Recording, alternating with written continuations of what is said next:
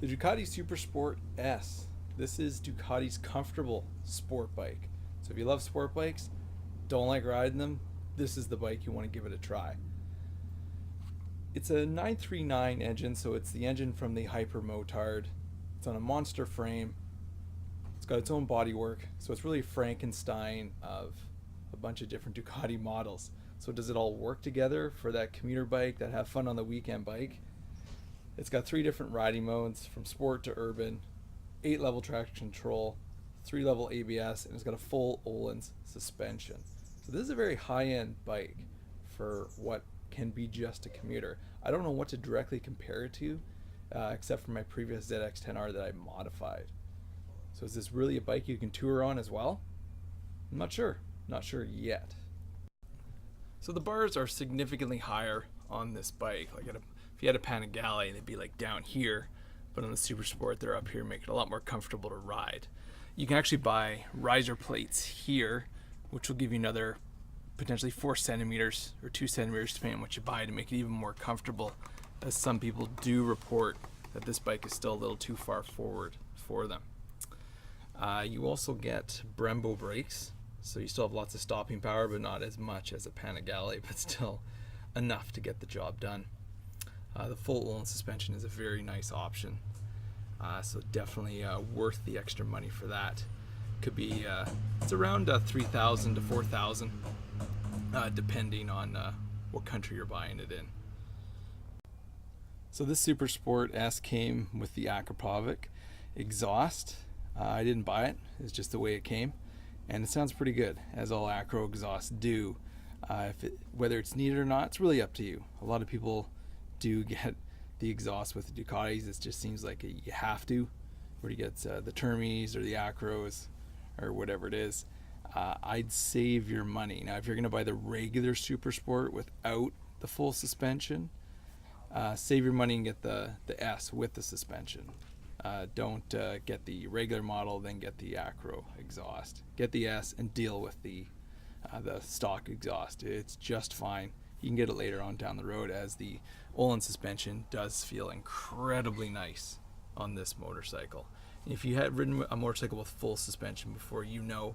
If you've never had a motorcycle with a full suspension before, this should be your first bike then with it. This bike also has the quick shift up and down, and the quick shift up is pretty good, but sometimes it misses a shift and it's not all that great, so it's best to be used under hard acceleration. The quick shift down works great, so that's kind of nice not to have to use the clutch. If you're doing a track day, one less thing to worry about. It's got your standard battery charger there, as the battery is located in here, buried deep within these panels. And while it's beautiful to have like just the seams, there's no screws or anything visible, which makes this bike extra beautiful. It is quite hard to get the fairings off, so you'll spend quite a bit of time doing that. But the battery's located down there, so if you want to add more things to it, both panels got to come off. You'll have a handful of screws in your hand, and it takes some time. So I've got the heated jacket attachment there, and it took me about a good hour to do that. Now the seat is very comfortable. Like, I was checking out the Corbin seats for this, but after spending almost a full day in it, I don't need to buy it. I haven't spent like a good 600 kilometer day on this bike yet, but after 400 kilometers, I'm totally comfortable. So I'm looking forward to having a big long ride, but you should be just fine with this stock seat. The S comes with a nice fancy cowl on it, which you can take off and have a passenger on, but yeah, not a lot of room there. Underneath the seat, you got room for your insurance papers, and that's about it. And just there's some of the wiring there. No battery, which is nice because that just puts more weight down low, making the bike handle that much better. And this bike handles beautifully. I mentioned there's nothing you can compare this bike to. I'm thinking about like the Ninja 1000. I got the Ninja 650 and some of the more upright naked bikes. But as far as sport bikes go that are comfortable, this is kind of the only one. with a bunch of good, like, full high-end features. Now, just before this bike, I had a ZX10R, a 2011. Great track bike, super uncomfortable, but I put AMS bars on there, making it upright, better seat, different chain sprockets to smooth out the power, and it really made the bike that super track bike that it is, but comfortable to ride on. So going to this bike, it's a step down in horsepower, as the ZX10R had 170-ish, and this one's got about 110-ish. But I really don't notice a big difference in power. It still has awesome acceleration. As far as the getting out on the track goes, I haven't gotten out there yet, but I will next year. So I'll probably do a quick video on that as well. But going from 1000cc inline 4 to the twin here with 939, it's not a step down. Don't view as this engine as weak. It's still a lot of fun, a lot of power, a lot of usable power.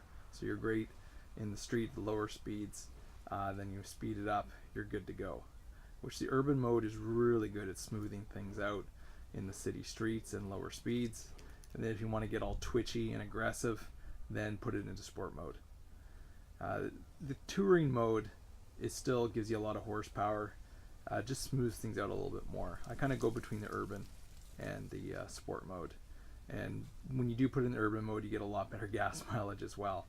So you definitely will get 200 kilometers out of a tank, probably more in urban mode. And so on a big trip, you could definitely get to the 250 kilometer range. But I'll definitely test that next year.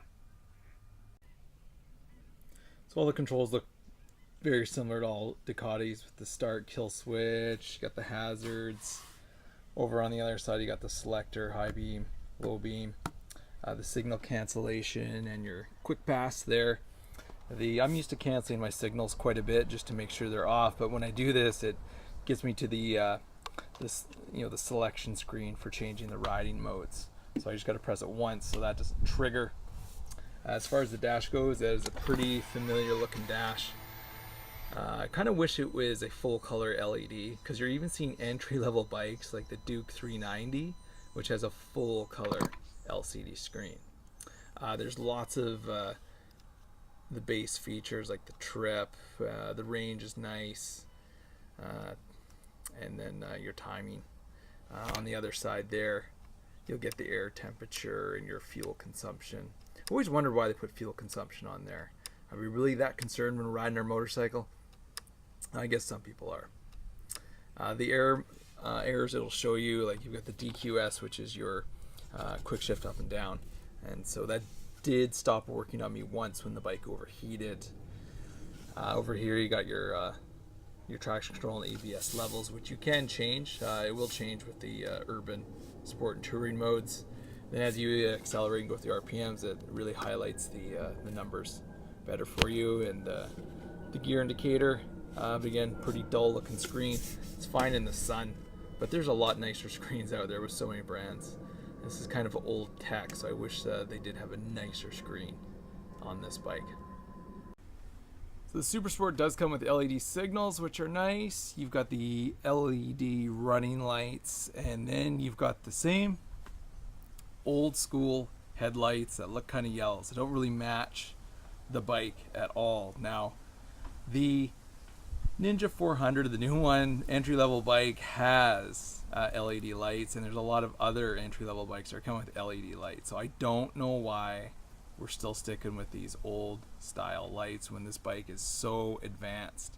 Now the tail light is LED as well, so that's great. But yeah, we've still got the old school bulbs in the back here, which, yeah, you can upgrade those to the Rizomas, and then you're good to go. But you'd have to do a serious modification to the headlights to get them looking LED, or you can just shut them off. I will mention that the mirrors are kind of useless when the bike is running. They shake a lot, so when you're riding, it's really hard to see. So I guess would just go really fast so no one sneaks up on you. That's only my recommendation there. Just change it. What I really like about this bike was the maintenance intervals. Like, it's quite an extended period of time given what Ducatis used to be. So I do an oil change every 15,000 kilometers or once a year, which is good standard, but that 15,000 kilometer maintenance interval is pretty nice. So I have to take care of the valves at 30,000 kilometers. So nothing big to worry about. This bike, the first service you'll have to do, but other than that, you're good to go. Just gas insurance and go. So I really like that. Now it did come with the Pirelli Rosso 3s, which are a good tire, but if you're more of an aggressive rider, you will outride them. And if you're into touring and whatnot, they'll be good for commuting around town, but I'm looking forward to wearing these off and getting more of the pilot road 4s or 5s. If I do some track days on there, I'd love to get some Dunlop Q4s on there, but the Rosso 3s, good enough. So I did buy this bike. It was a great deal used. I did have a ZX10R that I modified to be comfortable, so I already missed that bike. But this one, I'm really interested to see how well it works out for me. I've ridden it about 1,000 kilometers now, and it's doing everything that I want it to do, so I'm getting really excited about next year when I do some big trips on it. Now, I'm a pretty tall guy at 6'2", and I weigh about 210 pounds depending on the time of the year, and I'm comfortable on it. I'm a little worried about my leg angle, like my legs are a little cramped, but my upper body feels good so far. So if you're on the taller side, it might be a bit too cramped for you, but if you're in the 5'10" range, say 170 centimeters tall, this bike is made for you. This would be a great sport bike. I love sport bikes. In a way, I kind of wish I was shorter, so it would fit me better. But I'm going to give this bike a serious try for a couple seasons and see how it goes. If it doesn't work out, or I'm going to change it up, I may even go back to a ZX10R that's modified because I'll save those parts, or I'll get the Multistrada or some big upright adventure bike that's really sporty. But so far so good with the Supersport S. It is a comfortable sport bike, great for around town, great for that day rip through the mountain pass. And so I'm excited for next year for the big touring rides.